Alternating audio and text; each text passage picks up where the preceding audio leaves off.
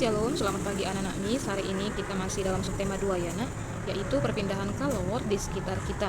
Hari ini kita sudah masuk pembelajaran 2, yaitu mata pelajaran IPA, Bahasa Indonesia, dan SBDP. Tujuan pembelajaran hari ini, yang pertama, dengan mengidentifikasikan hal-hal penting dari bacaan, siswa mampu menyajikan hasil kesimpulan isi teks penjelasan pada media cetak secara tulisan dengan tepat. Kedua, dengan membuat peta konsep, siswa mampu menjelaskan cara perpindahan kalor secara percaya diri. Dan yang terakhir ialah, dengan mengamati gambar pola lantai dalam tari, siswa mampu menjelaskan pengertian pola lantai dalam tari kreasi daerah secara tepat. Baiklah, kita akan masuk ke pembelajarannya anakku. Nah, di sini ada dia dengan judul perpindahan panas atau kalor secara konveksi. Kalor itu adalah panas ya nak.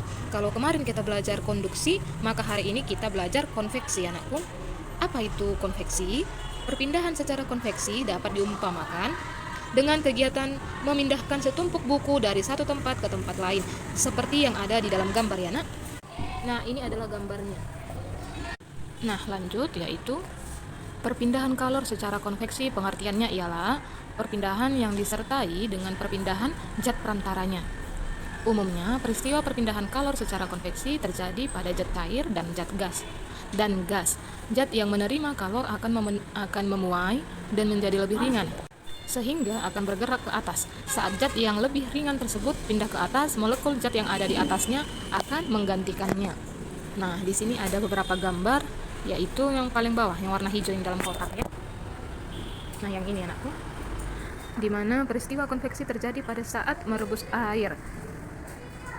Air yang letaknya dekat dengan api akan mendapat panas, sehingga air menjadi lebih ringan. Air akan bergerak ke atas dan digantikan oleh air yang ada di atasnya. Demikian seterusnya. Kemudian kita lanjut ke bagian 2-nya ya nak. Nah, perpindahan kalor secara konveksi juga mengakibatkan terjadinya angin darat dan angin laut. Angin darat terjadi karena udara di darat pada malam hari lebih cepat dingin daripada udara di laut, sehingga udara yang berada di atas laut akan naik dan udara dari darat akan menggantikan posisi udara yang naik tadi. Bagaimana bisa terjadi? Nah, angin laut terjadi karena pada siang hari daratan lebih cepat panas dibandingkan di laut, sehingga udara di darat akan naik dan udara dari laut akan mengalir ke darat menggantikan tempat udara yang naik tadi. Nah, boleh diperhatikan untuk contoh yang kedua ini anakku. Nah, contohnya ini berdasarkan penjelasan. Nah, baiklah, yang pertama ada latihan bahasa Indonesia ya nak. Buatlah daftar hal-hal penting yang kamu temui pada setiap paragraf di dalam bacaan. Gunakan tabel berikut untuk menuliskannya. Gunakanlah kalimat lengkap dan kata-kata baku dengan tepat. Ada 4 paragraf. Nah, dari mana kalian tuliskan hal-hal pentingnya? Yaitu dari bacaan ini ya nak. Bacaan perpindahan panas atau kalor secara konveksi. Kemudian dari bacaan ini ya nak, yaitu perpindahan kalor pada saat merebus air dan perpindahan kalor yang terjadi pada angin darat dan angin laut ya nak. Nah, bacaannya ada 1, 2, 3, dan 4 ya. Nah, dalam kotak-kotak ini dan dalam bulat-bulat ini. Oke, kalian tuliskan ada 4 paragraf. Lanjut untuk latihan IPA-nya, yaitu berdasarkan bacaan di atas, buatlah sebuah diagram yang menjelaskan pemahamanmu tentang konsep perpindahan panas secara konveksi. Nah, di sini Miss Zoom dan perbesar, yaitu nanti di kotak pertama ini nah, kalian tuliskan konveksi. Lalu lanjut ke nomor 2, yaitu adalah, kan di nomor 1 kalian tuliskan konveksi. Kemudian konveksi adalah kemudian kalian tuliskan di nomor 2 ini pengertian dari konveksi. Selanjutnya ke kotak 3, ini kotak 3-nya nak. Nah, apa itu kotak 3? Dapat diumpamakan sebagai, konveksi dapat diumpamakan sebagai apa? Siapa yang masih ingat? Yaitu lihat pada slide atau tampilan sebelumnya. Konveksi dapat diumpamakan sebagai peristiwa saat merebus air, ataupun konveksi dapat diumpamakan sebagai perpindahan kalor secara konveksi juga mengakibatkan terjadinya angin darat dan angin laut. Boleh kalian gunakan diumpamakannya sebagai yang ini, air dimasak, ataupun yang terjadi pada angin darat dan angin laut ya nak. Setelah selesai mengerjakan nomor 3, yaitu yang diumpamakan tadi, lanjut ke kotak nomor 4 ya nak. Di sana ada dia contoh lain. Nah, apa itu contoh lain? Coba kalian cari contoh lain dari konveksi. Boleh yang berdasarkan pada tampilan penjelasan ini sebelumnya ya. Kemudian lanjut ke kotak 5. Nah, kotak 5 ada dia di sini. Konveksi mengakibatkan, sama dia seperti kotak 6 ya nak.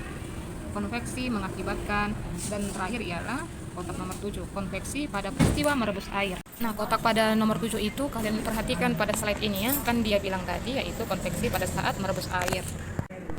Selanjutnya kita masuk ke pembelajaran SBDP ya nak.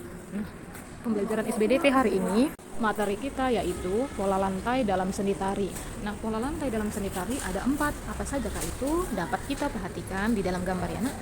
Ada dia garis horizontal, ada dia garis vertikal, dan ada dia garis miring atau diagonal, dan terakhir ada garis lengkung atau curve.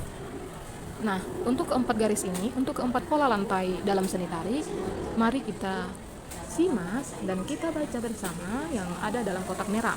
Pada beberapa tarian, terutama tari kelompok, para penari membentuk posisi tertentu dalam tarian.